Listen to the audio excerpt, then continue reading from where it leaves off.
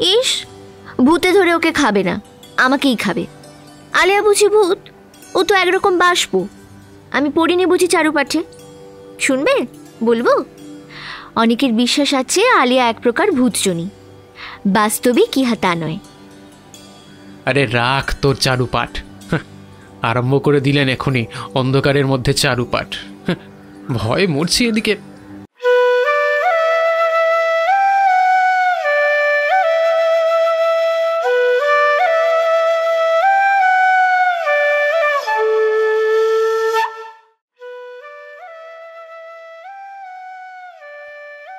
নমস্কার শ্রোতা বন্ধুরা, বাংলার গল্পগাথায় আপনাদের স্বাগত জানাই।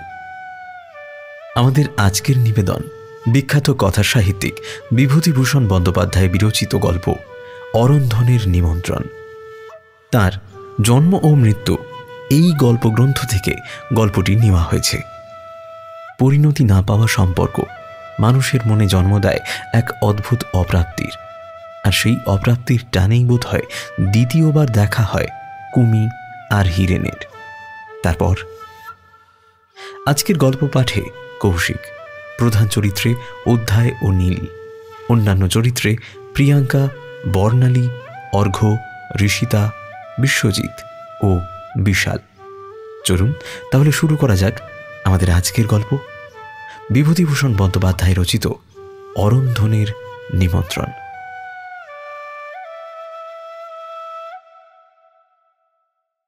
একজন লোকের স্বভাব বড় খারাপ, বকুনি ভিন্ন, তারা এক দণ্ডও থাকতে পারে না।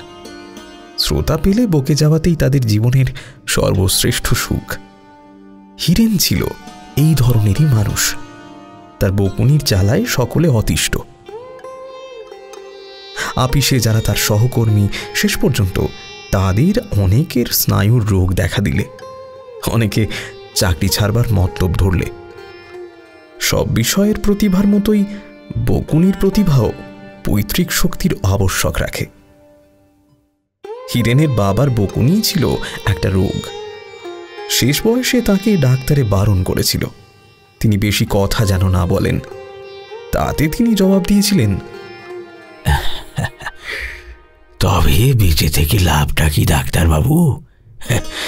যদি দু একটা কথাই কারোর সঙ্গে বলতে না পারলুম। কথা বলতে বলতেই হৃৎপিণ্ড দুর্বল হওয়ার ফলে তিনি মারা যান। Martyr to this cause. এহেন বাপের ছেলে হিরেন 22 বছরের যুবক, আপিসে কাজ করে, আবার রামকৃষ্ণ মঠেও যাতায়াত করে। বিবাহ করবার ইচ্ছে নেই। শুনেছিলাম সন্ন্যাসী হয়ে যাবে। এতদিন হয়েও যেত, কিন্তু রামকৃষ্ণ আশ্রমের লোকেরা এ বিষয়ে তাকে বিশেষ উৎসাহ দেননি। হিরেন সন্ন্যাসী হয়ে দিনরাত মঠে থাকতে শুরু করলে 1 মাসের মধ্যেই মঠ একেবারে জনশূন্য হয়ে পড়বে। হিরেনের এক বৃদ্ধা পিসিমা থাকতেন দূর পাড়া গাঁয়ে। স্টেশন থেকে 10-12 ক্রোশ নেমে যেতে হয় এমন এক গ্রামে। পিসিমার আর কেউ নেই।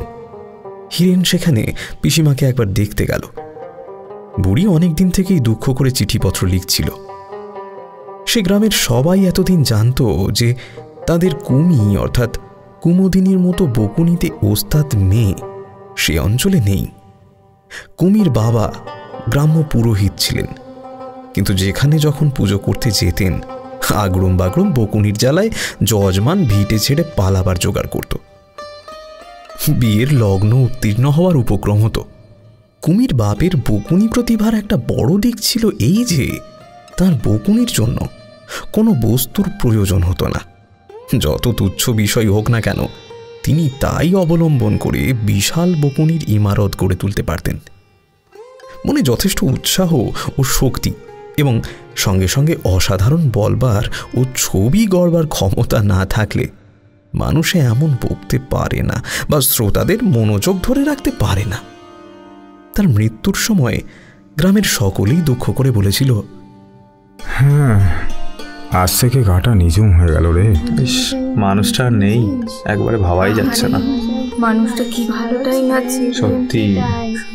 2-1 জন বলেছিল, এবার সবাই আমসত্ত্ব সাবধানে রোদ দূরে দিও, মুখুজ্জে মশাই মারা গিয়েছেন, কাকচিলের উৎপাত এবার বাড়বে কিন্তু। অর্থাৎ তাদের মতে গায়ে এতদিন কাকচিল বসতে পারত না মুখুজ্জে মশাইয়ের বকুনির চোটে। নিন্দুক লোক কোন জায়গায় নেই, কিন্তু হায়, নিন্দুকের আশা পূর্ণ হয়নি বা মুখুজ্জে মশাইয়ের হিতাকাঙ্ক্ষীদের দুঃখ করবারও কারণ ঘটেনি। মুখুজ্জে মশাই তার প্রতিনিধি রেখে গিয়েছিলেন তার 8 বছরের মেয়ে কুমিকে। পিতার দুর্লভ বাক প্রতিভার অধিকারিণী হয়েছিল সেই মেয়ে। এমনকি তার বয়স হওয়ার সঙ্গে সঙ্গে অনেকেই সন্দেহ করলেন যে মেয়ে তার বাপকে ছাড়িয়ে না যায়। সেই কুমির বয়স এখন 13-14, সুশ্রী উজ্জ্বল শ্যামবর্ণ, কোঁকড়া কোঁকড়া একরাশ চুল মাথায়, বড় বড় চোখ, মিষ্টি গলার সুর, একহারা গরম, কথায় কথায় খিলখিল করে হাসে, মুখে বকুনির খই ফুটছে দিন রাত। শুভক্ষণে দুজনের দেখা হলো। হিরেন সকালবেলা পিসিমার ঘরের দাওয়ায় বসে প্রাণায়াম অভ্যাস করার চেষ্টা করছে। এমন সময় পিসিমা আপন মনে বললেন, দুধ কি আজ দিয়ে যাবে না? বেলা যে তেপোহর হলো, ছেলেটা যে না কে শুকিয়ে বসে আছে, একটু যে চা করে দেব তার দুধ নাই। আগে জানলে রাতে বাসি দুধ রেখে দিতাম যে। রাতে বাসি দুধ রোজ রাখো কি না? বলতে বলতে একটি কিশোরী এক ঘটি দুধ হাতে বাড়ির পেয়ারা গাছটার তলায় এসে দাঁড়ালো। দুধের ঘটিটা রান্নাঘর থেকে বের করে নিয়ে আয় দেখি, এনে দুধটা ঢেলে দে। কিশোরী চঞ্চল লঘুপদে রান্নাঘরের মধ্যে ঢুকলো এবং দুধ ঢেলে যথাস্থানে রেখে এসে আমতলায় দাঁড়িয়ে হাসি মুখে বলল, শোনো পিসি, কাল কি হয়েছে জানো? কি? এই কথার উত্তরে আমতলায় দাঁড়িয়ে মেয়েটি হাত পা নেড়ে একটা গল্প জুড়ে দিল।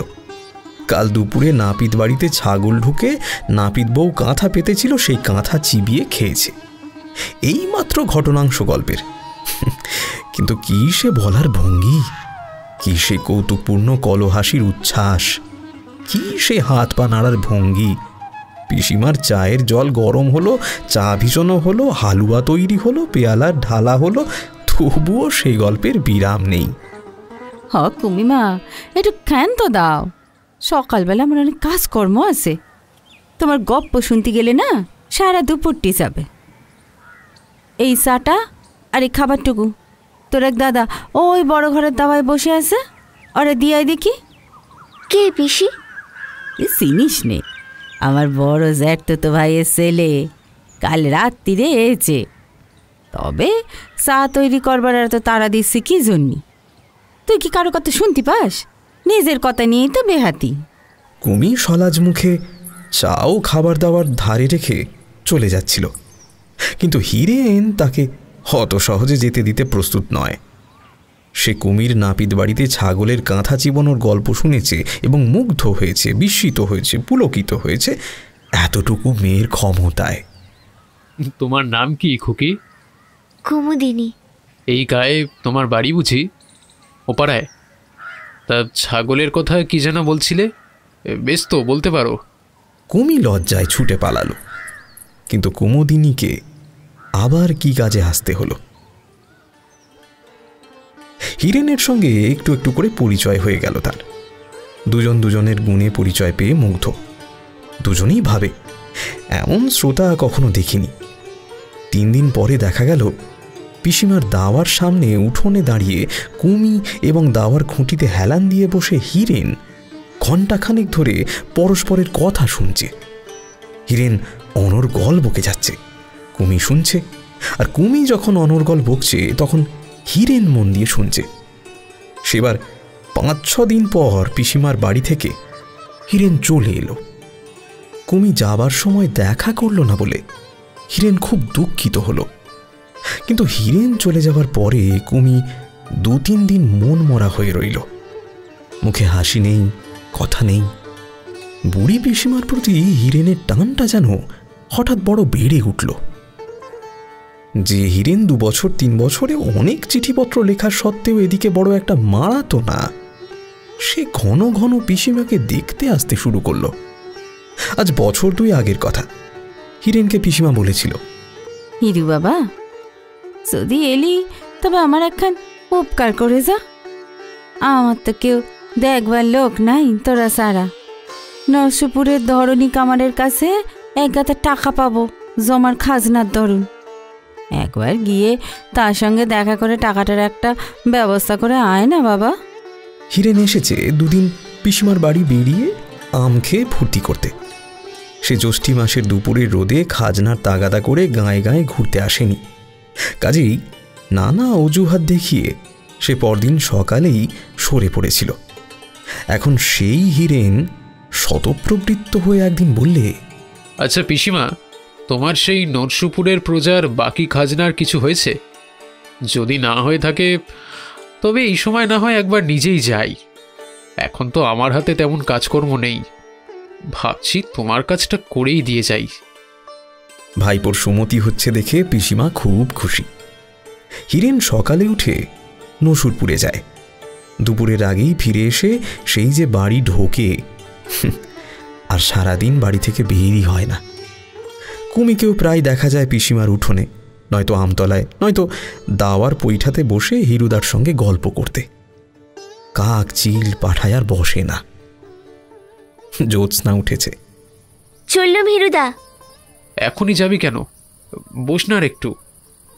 উঠোনের একটা ধারে একটা নালা। হঠাৎ কুমি বললে, জ্যোৎস্না রাতে এলো চুলে লাফিয়ে নালা পার হলে ভূতে পায়। আমায় ভূতে পাবে, দেখবে দাদা? তারপর সে লাফালাফি করে নালাটা বার কতক এপার ওপার করছে। এমন সময় ওর মা ডাক দিলেন, ও পোড়ামুখী মেয়ে, এই ভর সন্ধ্যাবেলা তুমিও করছোটা কি?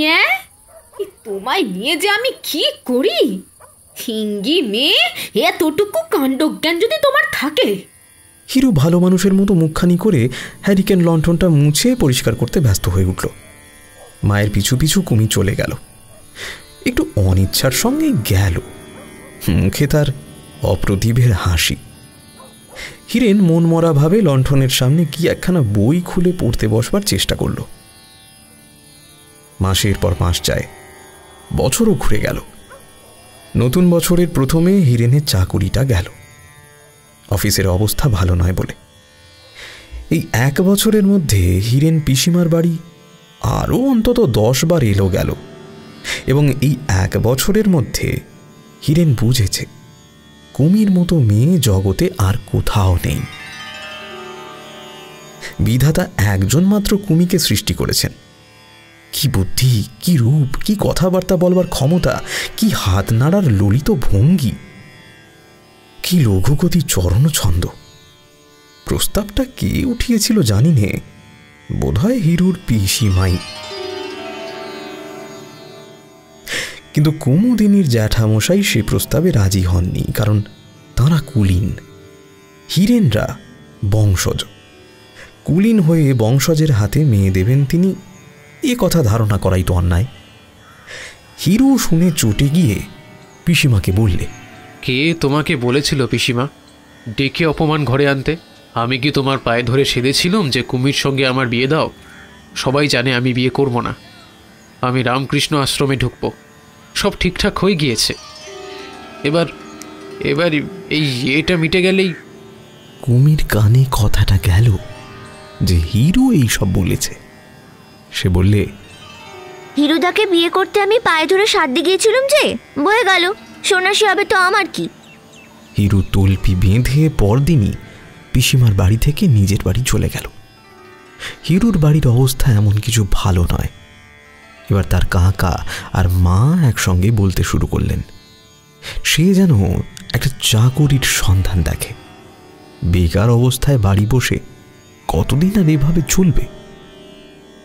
হিরুর কাকার এক বন্ধু জামালপুরে রেলওয়েতে কারখানার বড়বাবু। কাকার পত্র নিয়ে হিরু সেখানে গেল এবং মাস 2 তার বাসায় বসে বসে খাওয়ার পরে কারখানার অফিসে 30 টাকা মাইনের একটা চাকুরি পেয়ে গেল। লাল টালি ছাওয়া ছোট্ট কোয়ার্টারটি হিরুর। বেশ ঘরদোর, বড় বড় জানলা, জানলা দিয়ে মারক পাহাড় দেখা যায়। কাজকর্মের অবসরে জানলা দিয়ে চাইলেই চোখে পড়ে টানেল দিয়ে ধোঁয়া উড়িয়ে ট্রেন যাচ্ছে আসছে। শান্টিং ইঞ্জিনগুলো ঝকঝক শব্দ করে পাহাড়ের নিচে স্লাইডিং লাইনে মুড়োয় গিয়ে ধোঁয়া ছাড়ছে। কয়লার ধোঁয়ায় দিন রাত আকাশ বাতাস সমাচ্ছন্ন। একদিন রবিবারে ছুটির ফাঁকে সে আর তার কাকার বন্ধু সেই বড়বাবুর ছেলে মণি মারক পাহাড়ের ধারে বেড়াতে গেল। মণি ছেলেটি বেশ, পাটনা ইউনিভার্সিটি থেকে বিএসসি দিয়েছে এবার। তার বাবার ইচ্ছে কাশী হিন্দু ইউনিভার্সিটিতে তাকে ইঞ্জিনিয়ারিং পড়ানো, কিন্তু মণির তা ইচ্ছে নয়। সে কলকাতার সায়েন্স কলেজে অধ্যাপক রমেনের কাছে ফিজিক্স পড়তে চায়। এই নিয়ে বাবার সঙ্গে তার মতান্তর চলছে। হিরু জানত এসব কথা। বৈকাল বেলাটি জামালপুর টাউনের আওয়াজ ও ধোঁয়ার হাত থেকে অব্যাহতি পাওয়ার জন্যে ওরা দক্ষিণ দিকে পাহাড়ের ওপর দিয়ে অনেকটা চলে গিয়েছে। নীলতসী ও বনতুলসীর জঙ্গল হয়ে আছে পাহাড়ের মাথায় সেই জায়গাটায়। ঘন ছায়া নেমে আসছে পূর্ব দিকে শৈলশানুতে। একটি বন্য লতায় হলদে ক্যামেলিয়া ফুলের মতো ফুল ফুটেছে। খুব নিচে কুলি মেয়েরা পাহাড়তলির লম্বা লম্বা ঘাস কেটে আঁটি বাঁধছে। পূর্ব দিকে যতদূর দৃষ্টি যায় সমতল মাঠ, ভুট্টার ক্ষেত, খোলার বস্তি। কেবল দক্ষিণে পূর্ব পশ্চিমে টাঙানা পাহাড় শ্রেণী ও শালবন একেবারে থই থই করছে। আর সকলের উপরে উপুড় হয়ে পড়েছে নিকট থেকে দূরে সুদূরে প্রসারিত মেঘমুক্ত সুনীল আকাশ। একটা মহুয়া গাছের তলায় বসে মণি বাড়ি থেকে আনা স্যান্ডউইচ, ডিম সিদ্ধ, রুটি এবং জামালপুর বাজার থেকে কেনা জিলিপি একখানা খবরের কাগজের ওপর সাজালে। থার্মোফ্লাক্স খুলে চা বের করে একটা কলাই করা পেয়ালায় ঢেলে বললে, এসো হিরুদা। হিরু অন্যমনস্কভাবে মহুয়া গাছের গুঁড়িটায় ঠেস দিয়ে সামনের দিকে চেয়ে বসে আছে। খাবে এসো। কি হলো তোমার হিরুদা? হিরু নিরুৎসাহভাবে খেতে লাগল। সারা বৈকালটি যতক্ষণ পাহাড়ের ওপর ছিল কেমন যেন অন্যমনস্ক, উদাস, কি যেন একটা ভাবছে। মণি ভাবলে পাহাড়ে বেড়ানোটাই মাটি হয়ে গেল হিরুদার জন্য। পাহাড় থেকে নামবার পথে হিরু হঠাৎ বলল, মণি, একটি মেয়েকে বিয়ে করবে ভাই? মণি হো হো করে হেসে উঠে বললে, কি ব্যাপার বলো তো হিরুদা, তোমার আজ হয়েছে কি? না, কিছু হয়নি। আর বলো না মণি, একটি গরিবের মেয়েকে বিয়ে করে দায় উদ্ধার করো না। তোমার মতো ছেলের... কি? তোমার কোন আপনার লোক? তোমার নিজের বোন নাকি? বোন না হলেও বোনের মতোই, বেশ দেখতে, সুশ্রী, বুদ্ধিমতী। আমার কথায় তো কিছু হবে না। তুমি বাবাকে কি মাকে বলো। একে তো লেখাপড়া নিয়ে বাবাকে চটিয়ে রেখেছি, আবার বিয়ে নিয়ে চটালে বাড়ি থেকে বেরিয়ে যেতে হবে গো। বাবার মেজাজ বোঝো তো বলো। রাত্রে নিজের ছোট্ট বাসাটিতে হিরু কথাটা আবার ভাবলে। আজ পাহাড়ের উপর উঠতেই তার কেমন সব গোলমাল হয়ে গিয়েছিল। কুমির কথা তাহলে তো সে মোটেই ভোলেনি। নীলাকাশ, নির্জনতা, ফুটন্ত বন্য ক্যামেলিয়া ফুল, বনতুলসীর গন্ধ সব শুদ্ধ মিলে একটা বেদনার মতো তার মনে এনে দিয়েছে কুমির হাসি ভরা ডাগর চোখ দুটো স্মৃতি, তার হাত নাড়ার ললিত ভঙ্গি, তার অনর্গল বকুনি।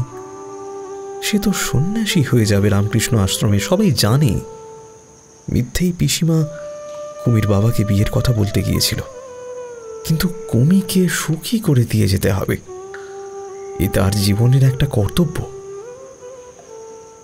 সাহসে ভর করে মনির বাপের কাছে সে প্রস্তাবটা করলে। হিরুকে মনির বাপ মা স্নেহ করতেন। তারা বললেন, মেয়ে যদি ভালো হয় তাদের কোনো আপত্তি নেই। তারা চাকরি উপলক্ষে পশ্চিমে থাকেন। এ অবস্থায় স্বঘরের মেয়ের সন্ধান পাওয়াও কঠিন বটে। যখন সন্ধান পাওয়া গিয়েছে ভালো মেয়ের, আর মনির বিয়ে যখন দিতেই হবে, তখন মেয়েটিকে দেখে আসতে দোষ কি? কুমির জ্যাঠাকে আগেই চিঠি লেখা হয়েছিল, কিন্তু তারা সমস্ত জিনিসটাকে অবিশ্বাস করে উড়িয়ে দিয়েছিলেন। অত বড় লোকের ছেলেকে জামাই করার মতো দুরাশা তাদের নেই। হিরুর যেমন কাণ্ড। কিন্তু হিরু পুজোর ছুটিতে সত্যিই মনির এক জাটতুতো দাদাকে মেয়ে দেখাতে নিয়ে এলো। কুমি এসে হিরুর পায়ের ধুলো নিয়ে নমস্কার করলে। ভালো আছিস কুমি? এতদিন কোথায় ছিলে হিরুদা? চাকরি বাকরি যে পশ্চিম জামালপুরে, 7-8 মাস পরে এই দেশে ফিরছি। ও কাকে সঙ্গে করে এনেছো? হিরু কেশে গলা পরিষ্কার করে বললে, ও আমার এক বন্ধুর দাদা। তা এখানে এসেছে কেন? এসেছে গিয়ে মানে এমনি বেড়াতে। তবে এসেছে ধর না, তবে বেড়াতেই এসেছে। তোমার আর ঢোক গিলতে হবে না, আমি সব জানি। কেন ওসব চেষ্টা করছো হিরুদা? যাও, অমন করে না, ছি। চুল টুল বেঁধে দিতে বলো গিয়ে। আর তাছাড়া ওরা খুব ভালো লোক, বড় লোক। জামালপুরে ওদের কত খাতির। আমি অনেক কষ্টে ওদের এখানে এনেছি। বড় ভালো হবে যদি বিয়েটা হয়ে যায়। অনেক কষ্টে কুমিকে রাজি করিয়ে তার চুল বাঁধা হলো, মেয়ে দেখানো হলো। দেখানোর সময় মেয়ের অজস্র গুণ ব্যাখ্যা করে গেল হিরু। কুমি কিন্তু পাঞ্জাব প্রদেশ কোন দিকে বলতে পারল না। তাজমহল কে তৈরি করেছিল সে সম্বন্ধেও দেখা গেল সে সম্পূর্ণ অজ্ঞ। হাতের লেখা বেঁকে গেল।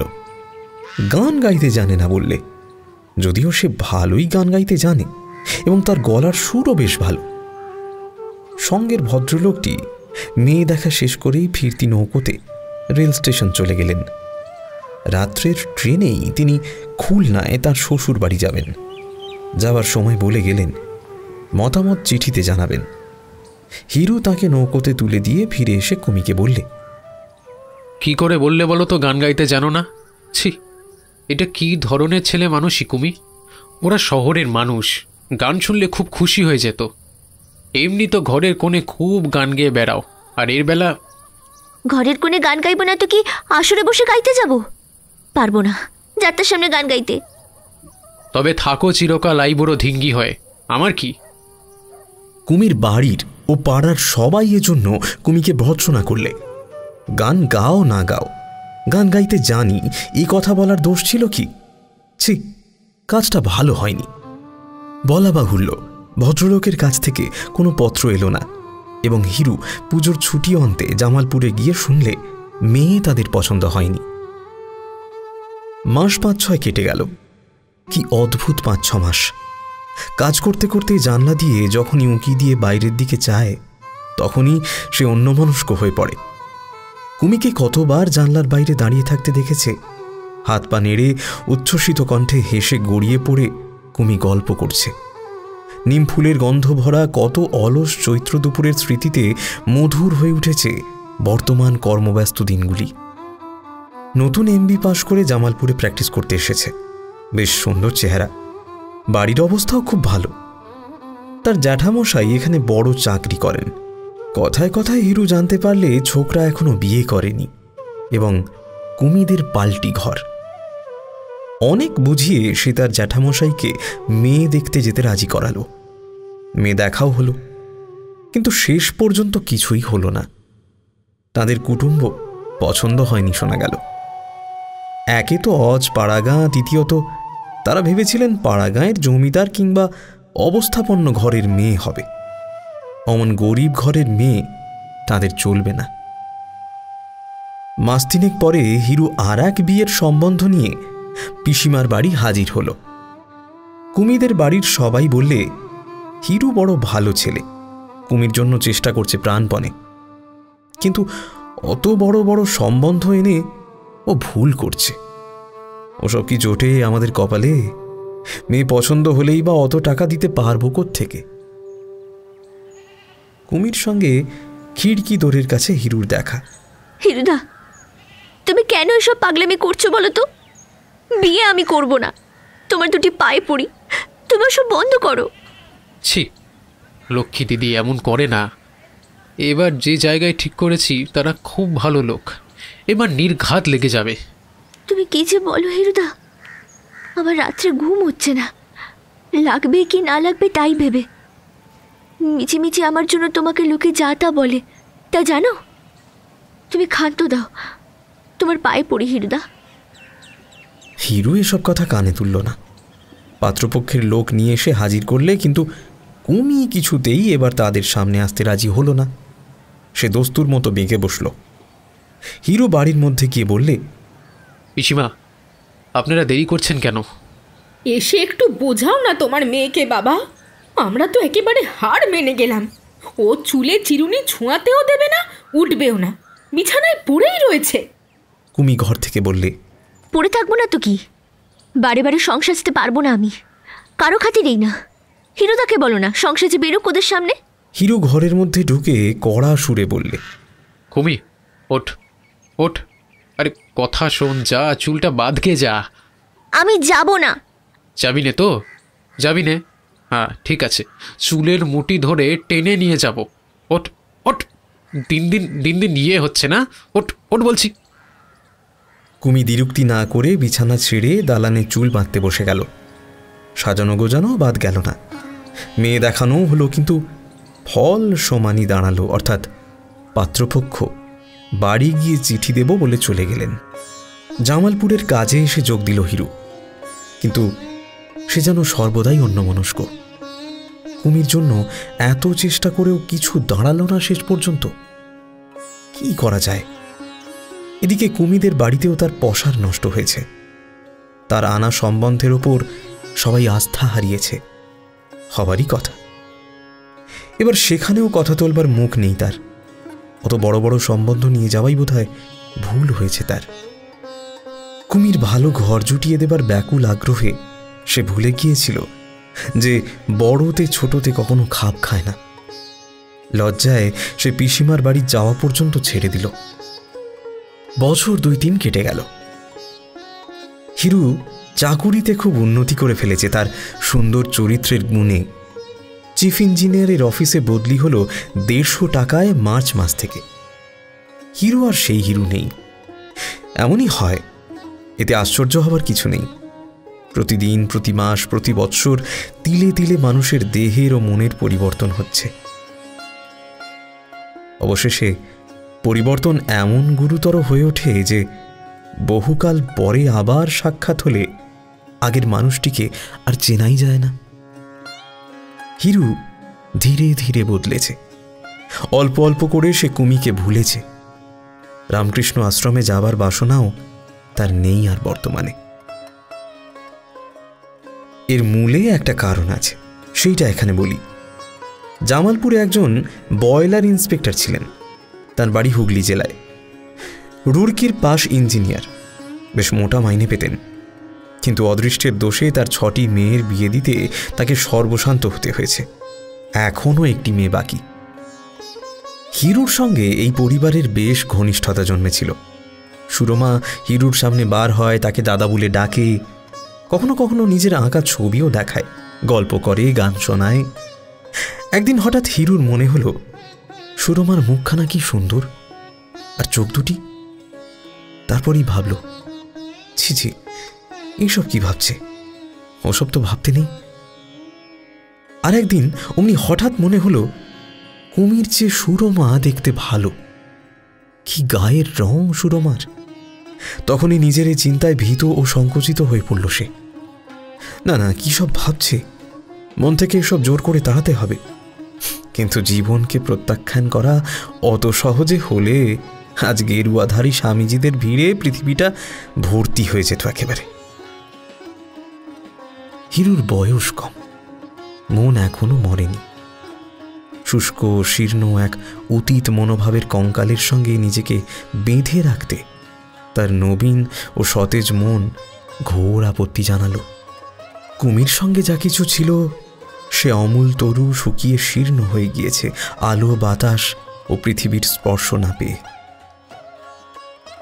সুরমাকে বিয়ে করার কিছুদিন পরে সুরমার বাবা বয়লার ফাটার দুর্ঘটনায় মারা গেলেন।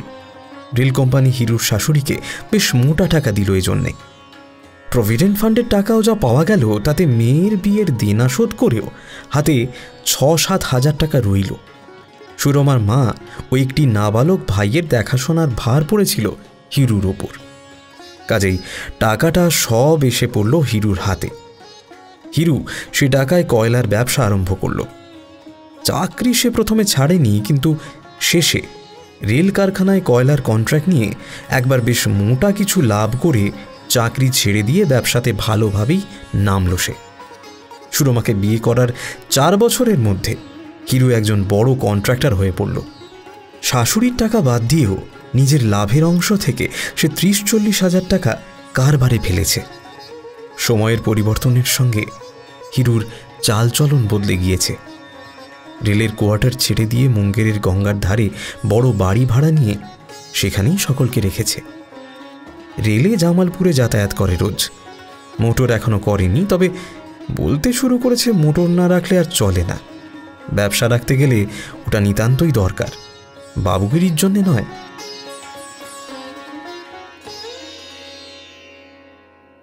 হঠাৎ এই সময় দেশ থেকে পিসিমার চিঠি এলো। তিনি আর বেশি দিন বাঁচবেন না। বহুকাল হিরুকে দেখেননি। তার বড় ইচ্ছে মুঙ্গেরে হিরুর কাছে কিছুদিন থাকেন আর দুবেলা গঙ্গা স্নান করেন। আসতে যখন চাইছেন নিয়েই এসোগে, আমিও তো তাকে কখনো দেখিনি। আমরা ছাড়া আর তার আছেই বা কে? বুড়ো হয়েছেন, যে কদিন বাঁচেন এখানেই না হয় গঙ্গার তীরে থাকুন। বাসায় তেমন কেউ ছিল না যাকে পাঠানো যায় পিসিমাকে আনতে, কাজেই হিরুই দেশে রওনা হলো। ভাদ্র মাস, দেশ এবার ভেসে গিয়েছে অতিবৃষ্টিতে। কোদলা নদীতে নৌকোয় করে আসবার সময় দেখলে জল উঠে দুপাশের আউশ ধানের ক্ষেত একেবারে ডুবিয়ে দিয়েছে। গোয়ালবাসীর বিলে জল এত বেড়েছে যে নৌকোর বুড়ো মাঝি বললে সে তার জ্ঞানে কখনো এমন দেখেনি। গোয়ালবাসী ও চিত্রাঙ্গপুর গ্রাম দুখানা প্রায় ডুবে আছে, অথচ এখন আকাশে মেঘ নেই। শরতের সুনীল আকাশের নিচে রৌদ্র ভরা মাঠ। জল বারবার দরুন নৌকো চলল মাঠের মধ্যে দিয়ে, বড় বাবলা বনের পাশ কাটিয়ে। ঘন সবুজ দীর্ঘ লতানে বেতঝোপ কড়কড় করে নৌকোর ছইয়ের গায়ে লাগছে।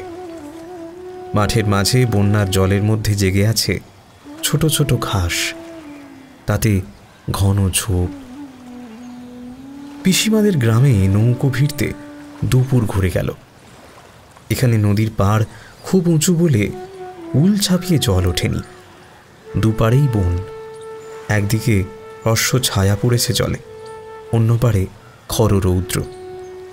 এই বনের গন্ধ, নদী জলের ছলছল শব্দ, বাঁশ বনে সোনার সরকির মতন নতুন বাঁশের কোঁড় বাঁশঝাড়ের মাথা ছাড়িয়ে উঠেছে এই শরৎ দুপুরের ছায়া। এইসব অতি পরিচিত দৃশ্য একটিমাত্র মুখ মনে করিয়ে দেয়, অনেক দিন আগের মুখ। হয়তো একটু অস্পষ্ট হয়ে গিয়েছে, তবুও সেই মুখ ছাড়া আর কোনো মুখ মনে আসে না। নদীর ঘাটে নেমে পথ চলতে চলতে সে মুখ ক্রমশ স্পষ্ট হয়ে উঠতে লাগলো মনের মধ্যে। এক ধরনের হাত নাড়ার ভঙ্গি, আর কি বকুনি, অজস্র বকুনি। জগতে আর কেউ তেমন কথা বলতে পারে না। অনেক দূরের কোনো অবাস্তব শূন্যে ঘুরছে সুরমা। তার আকর্ষণের বাইরে রাজ্য। এখানে গৃহাধিষ্ঠাত্রী দেবী আর একজন, তার একচ্ছত্র অধিকার এখানে। সুরমা কে? এখানকার বন, নদী, মাঠ, পাখি সুরমাকে চেনে না। হিরু নিজেই অবাক হয়ে গেল নিজের মনের ভাবে। পিসিমা যথারীতি কান্নাকাটি করলেন অনেক দিন পরে ওকে দেখে। আরও ঢের বেশি বুড়ি হয়ে গিয়েছেন, তবে এখনো অথর্ব হয়ে যাননি, বেশ চলতে ফিরতে পারেন। হিরুর জন্য ভাত চড়াতে যাচ্ছিলেন। তোমাকে কষ্ট করতে হবে না পিসিমা, আমি চিড়ে খাবো, তুমি বরং ওবেলা রেধো। অনেকবার বলা বলি করেও কুমির কথাটা সে কিছুতেই পিসিমাকে জিজ্ঞেস করতে পারলে না। একটু বিশ্রাম করে বেলা পড়লে পরে হাটতলার মধু ডাক্তারের ডাক্তারখানায় গিয়ে বসল। মধু ডাক্তারের চুল দাড়িতে পাক ধরেছে। একটি ছেলে সম্প্রতি মারা গিয়েছে, সেই গল্প করতে লাগলো। গ্রামের মক্তবের সেই বুড়ো মৌলবী এখনও আছে। এখনও সেই রকম নিজের অঙ্কশাস্ত্রে পারদর্শিতার প্রসঙ্গে সাব ইন্সপেক্টর মহিমবাবুর গল্প করে। মহিমবাবু 30-35 বছর আগে এই অঞ্চলের স্কুলে সাব ইন্সপেক্টরি করতেন। এখন বোধহয় মরে ভূত হয়ে গিয়েছেন, কিন্তু কোনোবার মক্তব পরিদর্শন করতে এসে নিজেই শুভঙ্করীর সারা কালির একটা অঙ্ক দিয়ে নিজেই কষে বুঝিয়ে দিতে পারেননি। সে গল্প আজও এদেশে প্রচলিত আছে। এই মৌলভী সাহেবের মুখেই হিরু এসব গল্প বহুবার শুনেছে। সন্ধ্যা হবার পূর্বেই হিরু হাটতলা থেকে উঠল। মধু ডাক্তার বললে, আরে বসো বসো হিরু, সন্ধ্যেটা জ্বালিয়ে একবার, বুঝলে, তারপর না হয় 2-1 হাত খেলা যাবে। হ্যাঁ, এখন না হয় বড়ই হয়েছো, পুরোনো দিনের কথা ভুলে গেলে চলবে? হ্যাঁ। হিরু পথশ্রমের অজুহাত দেখিয়ে উঠে পড়ল। তার শরীর ভালো নয়। পুরনো দিনের এইসব আবেষ্টনীর মধ্যে এসে পড়ে সে মোটেও ভালো করেনি। উমি এখানে আছে কি? এ কথাটা মধু ডাক্তারকেও সে জিজ্ঞেস করবে ভেবেছিল। ওদের একই পাড়ায় বাড়ি। উমি মধু ডাক্তারকে কাকা বলে ডাকে। কুমিদের সম্বন্ধে মাত্র সে এইটুকুই শুনেছিল যে কুমির জ্যাঠামশাই বছর 5 হলো মারা গিয়েছেন এবং জাঠতুতো ভাইয়েরা ওদের পৃথক করে দিয়েছে। অন্যমনস্কভাবে চলতে চলতে সে দেখলে কখন যেন কুমিদের পাড়াতে এসে পড়েছে। একেবারে কুমিদের বাড়ির সামনেই এসে পড়েছে সে। সেই জিউলি গাছটা, এই গাছটাতে একবার সাপ উঠে পাখির ছানা খাচ্ছিল। কুমি তাকে ছুটে গিয়ে খবর দিতে সে এসে সাপ তাড়িয়ে দেবার জন্য ঢিল ছোঁড়াছুঁড়ি করে। এ পাড়ার গাছে পালায়, ঘাসে পাতায়, সন্ধ্যার ছায়ায় শাঁকের ডাকে কুমি মাখানো রয়েছে। এরকমই সন্ধ্যায় কুমিদের বাড়িতে বসে এসে কত গল্প করেছে। চুপ করে এসে জিউলি তলায় খানিকটা দাঁড়িয়ে রইল।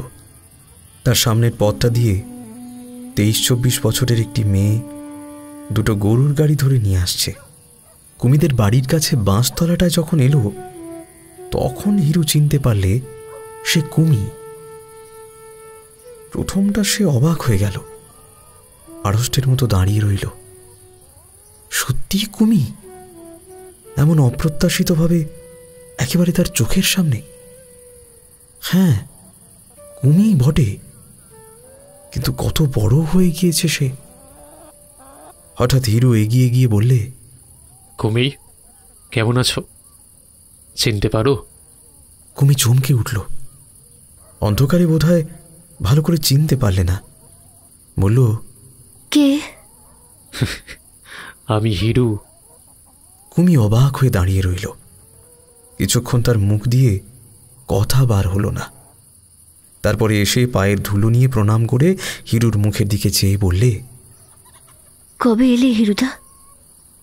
কোথায় ছিলে এতকাল? সেই জামালপুরে? আজকেই দুপুরে এসেছি। আর কোনো কথা তার মুখ দিয়ে বেরোলো না। সে কেবল এক দৃষ্টে কুমির দিকে চেয়ে দাঁড়িয়ে রইল। কুমির কপালে সিঁদুর, হাতে শাঁখা, পরনে একখানা আধময়লা শাড়ি। যে কুমিকে সে দেখে গিয়েছিল 6-7 বছর আগে, এই সে কুমি নয়। সে কৌতূহলোচ্ছল কলহাস্যময় কিশোরীকে এর মধ্যে চেনা যায় না। এ যেন নিরানন্দের প্রতিমা। মুখশ্রী কিন্তু আগের মতোই সুন্দর। এতদিনেও মুখের চেহারা খুব বেশি বদলায়নি। এসো, আমাদের বাড়ি এসো হিরুদা। কত কথা যে তোমার সঙ্গে আছে। এই কবছরের কত কথা জমানো রয়েছে। তোমায় বলবো বলবো করে কতদিন রইলাম, তুমি এ পথে আর এলেই না। হয়েছে, সেই কুমি। ওর মুখে হাসি সেই পুরনো দিনের মতোই আবার ফুটে উঠেছে। হিরু ভাবলে, আহা, ওর বকুনির শ্রোতা এতদিন পায়নি, তাই ওর মুখখানা ম্লান। তুই আগে চল কুমি। তুমি আগে চলো হিরুদা। 4-5 বছরের একটি ছেলে রোয়াকে বসে মুড়ি খাচ্ছিল। কুমিকে দেখে বললে, ওই মা এসেছে। বসো হিরুদা। পিড়ি পেতে দিই? মা বাড়ি নেই, ওপাড়ায় গিয়েছে রায়বাড়ি কালোদের লক্ষ্মী পুজোর রান্না বেঁধে দিতে। আমি ছেলেটাকে মুড়ি দিয়ে বসিয়ে রেখে গরু আনতে গিয়েছিল দিঘির পাড় থেকে। কতকাল পরে দেখা হিরুদা। বসো বসো। কি খাবে বলো তো? তুমি তো মুড়ি আর ছোলা ভাজা খেতে ভালোবাসতে। বসো, সন্ধ্যেটা দেখিয়ে খোলা চড়িয়ে গরম গরম ভেজে দিই। ঘরে ছোলাও আছে, নারকেলও আছে। দাঁড়াও, আগে পিদিমটা জ্বালি। সেই মাটির ঘর সেরকমই আছে। সেই কুমি সন্ধ্যা প্রদীপ দিচ্ছে পুরনো দিনের মতোই, যখন সে কত রাত পর্যন্ত ওদের বাড়ি বসে গল্প করত। তবুও কত কত পরিবর্তন হয়ে গিয়েছে, কত ব্যবধান এখন তার আর কুমির মধ্যে। কুমি প্রদীপ দেখিয়ে চাল ভাজতে বসল। একটু পরে ওকে খেতে দিয়ে সামনে বসল সেই পুরনো দিনের মতোই গল্প করতে। সেই হাত পা নাড়া, সেই বকুনি, সবই সেই। কত কথা বলে গেল। হিরু ওর দিকে চেয়ে থাকে, চোখ আর অন্যদিকে ফেরাতে পারে না। কুমিও তাই। কোথায় বিয়ে হলো কুমি? কুমি লজ্জায় চোখ নামিয়ে বললে, শ্যামটা। তা বেশ। কদিন থাকবে এখন হিরুদা? থাকবার তো জো নেই, কাজটা ফেলে এসেছি। পিসিমাকে নিয়ে কালই যাব। পিসিমা চিঠি লিখেছেন, তাই জন্যই তো তাকে নিতে এলাম। না না হিরুদা, সে কি হয়? কাল ভাদ্র মাসের লক্ষ্মী পুজো, কাল কোথায় যাবে? থাকো এখন দুদিন, কতকাল পরে এলে। তুমি তো বিয়ে করেছো, বৌদিকে নিয়ে এলে না কেন? দেখতাম। ছেলে মেয়ে কি? 2টি ছেলে, 1 মেয়ে। বেশ বেশ। আচ্ছা, আমার কথা মনে পড়তো হিরুদা? মনে খুব পড়তো না, কিন্তু এই কথাও ঠিক যে এখন এমন মনে পড়ছে যে সুরমা ও জামাল পুরো অস্পষ্ট হয়ে গিয়েছে। বড়লোকের মেয়ে সুরমা তার মনের মতো সঙ্গিনী নয়। তার সঙ্গে সব দিক থেকে মেলে খাপ খায় এই কুমির। অথচ সুরমার জন্য দামি মাদ্রাজি শাড়ি কিনে নিয়ে যেতে হবে কলকাতা থেকে যাবার সময়। সুরমা বলেছে, শোনো না, যাচ্ছ যখন দেশে, ফেরবার সময় কলকাতা থেকে পুজোর কাপড় চোপড় কিনে এনো। এখানে ভালো জিনিস পাওয়া যায় না, দরও বেশি। আর কুমির পরনে ছেঁড়া আধময়লা কাপড়। না, দরিদ্র গৃহলক্ষ্মীকে বড়লোকই উপহার দিয়ে সে তার অপমান করবে না। কুমি এদিকে বকেই চলেছে। অনেক দিন পর সে আজ আনন্দ পেয়েছে। নিরানন্দ অসচ্ছল সংসারের একঘেয়ে কর্মের মধ্যে বালিকা বয়সের শত আনন্দের স্মৃতি নিয়ে পুরনো দিনগুলো হঠাৎ আজ সন্ধ্যায় কেমন করে ফিরেছে। 2 ঘন্টা পরে কুমির মা এলেন। এই যে 2টিতে জুটেছ। আমি শুনলুম দিদির মুখে হিরু যে এসেছে। কাল তো লক্ষ্মী পুজো, তাই রায়েদের বাড়ি রান্না করে দিয়ে এলাম। তা হ্যাঁ রে বাবা, ভালো আছিস তো হিরু? কুমি তোর কথা কত বলে, তোর কথা ওর মুখে লেগেই আছে। এই তো আজ দুপুরবেলাও বলছিল। মা, হিরুদা নদীতে বন্যা দেখলে খুশি হতো। এবার তো বন্যা এসেছে, হিরুদা যদি দেখতো খুব খুশি হতো না মা? তা আমি তো তুই এসেছিস শুনেই দিদির ওখানে গিয়েছিলাম। বাড়িতে নেই দেখে আমি ভাবলাম যে সে ঠিক আমাদের ওখানেই গিয়েছে। বসো বাবা, বসো বসো। আমি চট করে কাপড়টা কেচে একটু গাটা ধুই আসি। গামছাখানা দে তো কুমি। খোকার জন্য তরকারি এনেছি কাশিতে, ওকে একটু ভাত দে। এই ওর বিয়ে দিয়েছি সামটায়, বুঝলে বাবা হিরু? জামাই দোকানে ওই সামান্য মাইনের খাতাপত্রের লেখার কাজ করে, তাতে তো আর চলে না। তার ওপর যা দজ্জাল ভাই বউ, খেতে পর্যন্ত দেয় না ভালো করে মেয়েটাকে। এই দেখো, এখানে এসেছে আজ 5 মাস, নিয়ে যাবার কোনো নামটি নেই।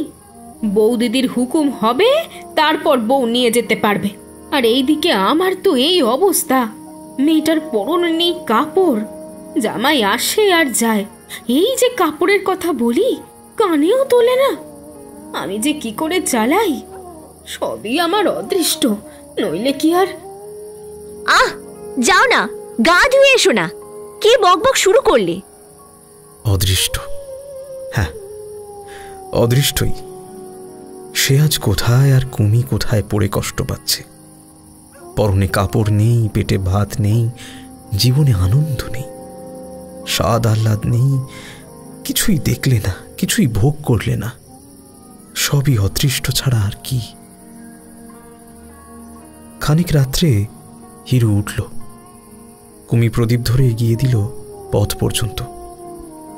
আমাদের হ্যারিকেন লণ্ঠন নেই, একটা পাকাটি জেলে দি, নিয়ে যাও হিরুদা, বাঁশবনে বড় অন্ধকার।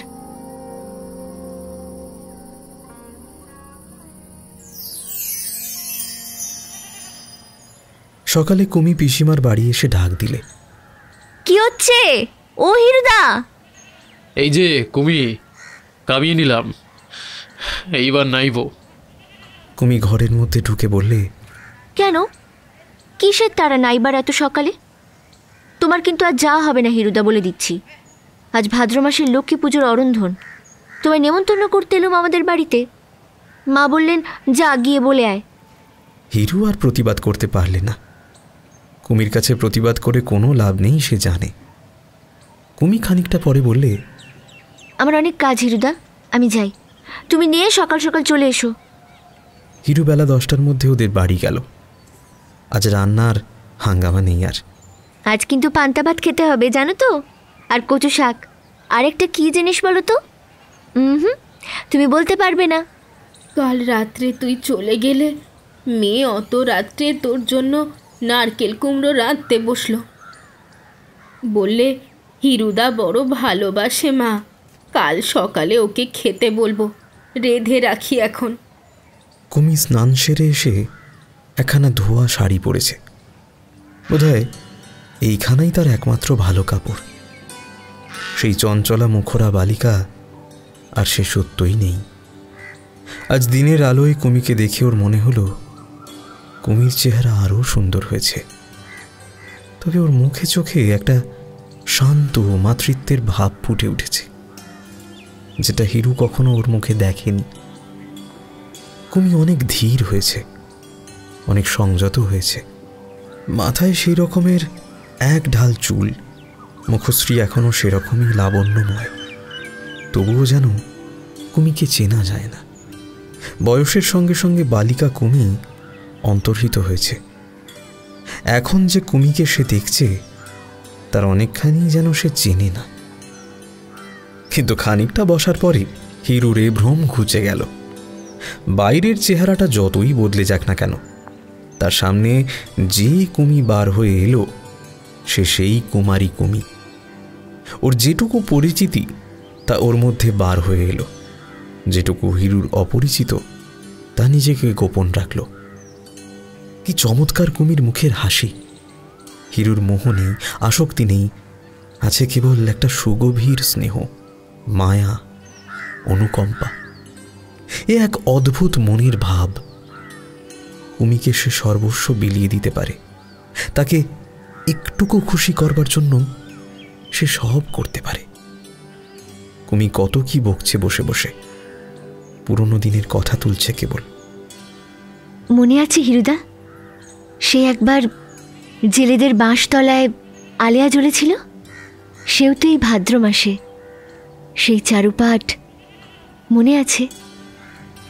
হিরুর খুব মনে আছে। সবাই ভয়ে আড়ষ্ট। আলেয়া নাকি ভূত, যে দেখতে যায় তারই অনিষ্ট হয়। হিরু সাহস করে এগিয়ে গিয়েছিল দেখতে, উমিও পিছু পিছু গিয়েছিল। আসছিস কেন পোড়ামুখী, ভূত ধরে খাবে যে। কুমি ভেঙচি কেটে বলেছিল, ইস, ভূতে ধরে ওকে খাবে না, আমাকেই খাবে। আলেয়া বুঝি ভূত? ও তো একরকম বাসবো। আমি পড়িনি বুঝি চারুপাঠে? শুনবে বলবো? অনেকের বিশ্বাস আছে আলেয়া এক প্রকার ভূতজনী, বাস্তবে কি হা তা নয়। আরে রাখ তোর চারুপাঠ, আরম্ভ করে দিলেন এখনই অন্ধকারের মধ্যে চারুপাঠ। ভয়ে মরছি এদিকে। পরক্ষণেই কুমি খিলখিল করে হেসে উঠে বলেছিল, কি বললি হিরুদা, ভয় মরছ? এত ভয় তোমার যদি এলে কেন? চারুপাঠ পড়লে ভয় থাকতো না। চারুপাঠ তো আর পড়নি। সেই সব পুরনো গল্প। আলেয়া, আলেয়াই বটে। কুমির যে খানিকটা পরিবর্তন হয়েছে তা বোঝা গেল যখন ও গ্রামের এক বিধবা গরিব মেয়ের কথা তুলল।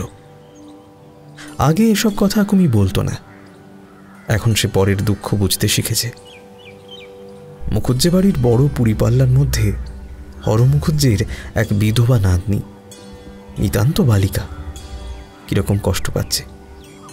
পুকুর ঘাটে কুমির কাছে বসে নির্জনে মৃত স্বামীর রূপ গুণের কত গল্প করে। এ কথা কুমি দরদ দিয়ে বলে গেল। সত্যি সত্যিই ওর মধ্যে মাতৃত্ব জেগেছে, ওকে বদলে দিয়েছে অনেকখানি। হঠাৎ কুমি বললে, ওই দেখো হিরুদা, বকেই যাচ্ছি, তোমায় যে খেতে দেব সে কথা মনেই নেই। তারপর সে উঠে তাড়াতাড়ি হিরুকে ঠাই করে দিয়ে ভাত বেড়ে নিয়ে এলো। হাসি মুখে বললে, জামালপুরের বাবুরাজ কিন্তু পান্তা ভাত খেতে হবে, রুচবে তো মুখে। নেবু কেটে দেবো এখন অনেক করে, নারকেল কুমড়ি আছে, কচুর শাক আছে। এসব সত্যিই হিরু অনেকদিন খায়নি। যা যা সে খেতে ভালোবাসে কুমি তার কিছুই বাদ দেয়নি। হিরু আশ্চর্য হয়ে গেল, এতকাল পরেও কুমি মনে রেখেছে এসব কথা। খেতে বসে হিরু বললে, তা কুমি, ছেলেবেলা ভালো লাগে না এখন ভালো লাগে? এ কথার উত্তর নেই হিরুদা। ছেলেবেলায় তোমরা সব ছিলে, সে একদিন ছিল। এখনো তা বলে খারাপ লাগে না। জীবনে নানা রকম দেখা ভালো নয় কি? কুমি, একটা কথার উত্তর দে তো, তোর সংসারে কি খুব টানাটানি? কে বললে এ কথা? মা বলেছিল সেই তো কাল রাত্রিরে। ও বাজে কথা জানো তো, মা যত বাজে বকে। বুড়ো হয়ে মার আজও জীব আলগা হয়ে গেছে। কুমি, আমায় সত্যি কথাটা বলবি না? ওই তুমিও পাগলামি শুরু করলে। নাও খেয়ে নাও, যত বাজে বকতে পারো মা গো। দাঁড়াও পায়েসটা আনি। আচ্ছা, কচুর শাক পড়ে রইল কেন অতখানি? না, সে হবে না। দেখ কুমি, আমার কাছে বেশি চালাকি করিস নে। তোকে আমি জানি না? কোতলার ঘাটে পায়ে খেজুর কাটা ফুটে গিয়েছিল, মুখে একটু রা করিস নি, জানতে দিসনি কাউকে, মনে আছে? আবার হিরু চুপ করে গেল। এতখানি বলে সে ভালো করেনি, ঝোঁকের মাথায় বলে ফেলেছে। কুমি যা ঢাকতে চায় ও তা বার করে কুমির আত্মসম্মানে ঘা দিতে চায় কেন? ছি ছি। আবার কবে আসবে হিরুদা? সত্যি কথা যদি শুনতে চাস, আমার যেতে ইচ্ছে হচ্ছে না রে কুমি। আবার বাজে বকতে শুরু করেছো হিরুদা। তোমার যা কিছু সব সামনে, চোখের আড়াল হলে আর মনে থাকে না। আর ঘুরিয়ে ফিরে যত বাজে বকুনি। তুমি তো জানো না একটু বাজে বকতে। আমি ইচ্ছে করলে থাকতে পারি না ভেবেছিস? হ্যাঁ, থাকো না দেখি কাজকর্ম বন্ধ করে। বৌদি এসে চুলের মুঠি ধরে নিয়ে যাবে না? আচ্ছা সে যাক, তবে একটা কথার উত্তর কিন্তু দিতেই হবে। যদি এখানে থাকি তুই কি খুশি হবি? ওহ মাগো, মুখ বুঝে খেয়ে নাও দেখি। কি বাজে বকতেই পারো। আমার একটা কথার উত্তরও দিবি না কুমি? তুই এত বদলে গিয়েছিস, আমি আর ভাবতেই পারি না। আচ্ছা বেশ। কুমি হেসে প্রায় লুটিয়ে পড়তে পড়তে বললে, তোমার কিন্তু একটু বদলায়নি হিরুদা। সেই রকম আচ্ছা বেশ বলা, সেরকম কথায় কথায় রাগ করা। আচ্ছা কি বলবো বলো দেখি? তুমি জানো না ও কথার কি উত্তর আমি দিতে পারি? ভেবে দেখো, তাহলে আমি বদলাইনি, বদলে গিয়েছো তুমি হিরুদা। আচ্ছা কুমি, এতটা না বকে সামান্য দুই কথায় সাদা উত্তরটা দে না। বকুনিতে আমি কি তোর সঙ্গে পারবো? না, তা তুমি পারবে কেন? বকতে তুমি একটুও জানো না। হ্যাঁ হই। মন থেকে বলছিস? আমার ডাক ছেড়ে কাঁদতে ইচ্ছে করছে হিরুদা। এতটা বদলে গিয়েছো তুমি। যাও, আমি তোমার কোনো কথার কোনো উত্তর দেব না। তুমি না নিজের বুদ্ধির বড় অহংকার করতে? দেখ কুমি, রাগ করিস রে। অনেক কাজের মধ্যে থেকে আমার সূক্ষ্ম বুদ্ধিটা নষ্ট হয়ে গিয়েছে। যাক, বাঁচলুম এবারে। পায়েসটা খাও, তোমার পায়ে পড়ি। আর বকুনিটা কিছুক্ষণের জন্য ক্ষান্ত রাখো। কিছু তোমার পেটে গেল না এই অনাথ সৃষ্টির বকুনির জন্য। কুমি পরদিন এসে বিছানা বাক্স গুছিয়ে দিলে, ঘাট পর্যন্ত এসে ওদের নৌকোতে উঠিয়ে দিলে। নৌকো ছেড়ে যখন অনেকটা গিয়েছে, তখনও কুমি ডাঙায় দাঁড়িয়ে আছে। দুপারের নদী চড়া নির্জন। দুপুরের রৌদ্র আজ বড় প্রখর। আকাশ অদ্ভুত ধরনের নীল, মেঘ লেশিন। বন্যার জলে পাড়ের ছোট কালকাসুন্দি গাছের বন পর্যন্ত ডুবে গিয়েছে। কচুরিপানার বেগুনি ফুল চড়ার ধারে আটকে আছে। সেই সব বন জঙ্গলময় ডাঙার পাশ দিয়ে চলেছে ওদের নৌকো। ঝোপের তলার ছায়ায় ডাহুক চড়ছে। বন্যার জলে নিমগ্ন আখের ক্ষেতের আখ গাছগুলো স্রোতের বেগে থরথর করে কাঁপছে। ছইয়ের মধ্যে পিসিমা ঘুমিয়ে পড়েছেন। নিস্তব্ধ ভাদ্র অপরাহ্ন। নৌকোয় তক্তার উপর বসে বসে হিরু কত কি ভাবছিল। এই গ্রামে যদি সে থাকতে পারত, মধু ডাক্তারের মতো হাটতলায় ওষুধের ডিসপেন্সারি খুলে ডাক্তারি যদি শিখত সে। পুজোর বাজারটা ফিরবার সময় করতে হবে কলকাতা থেকে, অন্তত 150 টাকার বাজার। আসবার সময় খুব উৎসাহ করে সুরমার কাছ থেকে ফর্দ করে নিয়ে এসেছে। একটা মানুষের মধ্যে মানুষ থাকে অনেকগুলো। জামালপুরের হিরু অন্য লোক, এই হিরু আলাদা। এ বসে বসে ভাবছে, কুমিদের রান্নাঘরে অরন্ধনের নেমন্তন্ন খেতে বসেছিল সেই ছবিটা। অনবরত ওই একটা ছবি। কুমি বলছে, আমার কথা মনে পড়তো হিরুদা? কুমি এখনো কি ঠিক তেমনই হাত পা নেড়ে কথা বলে? ঠিক ঠিক সেই ছেলেবেলাকার মতন? আচ্ছা, আর কারোর সঙ্গে কথা বলে অমন আনন্দ হয় না কেন? সুরমার সঙ্গেও তো রোজ কথা হয়, কই তখন তো।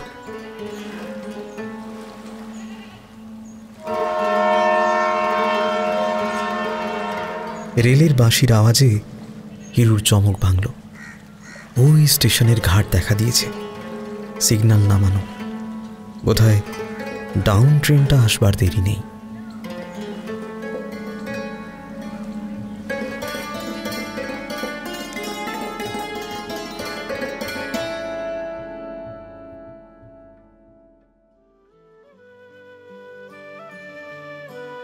শুনছিলেন বিভূতিভূষণ বন্দ্যোপাধ্যায়ের লেখা গল্প অরন্ধনের নিমন্ত্রণ।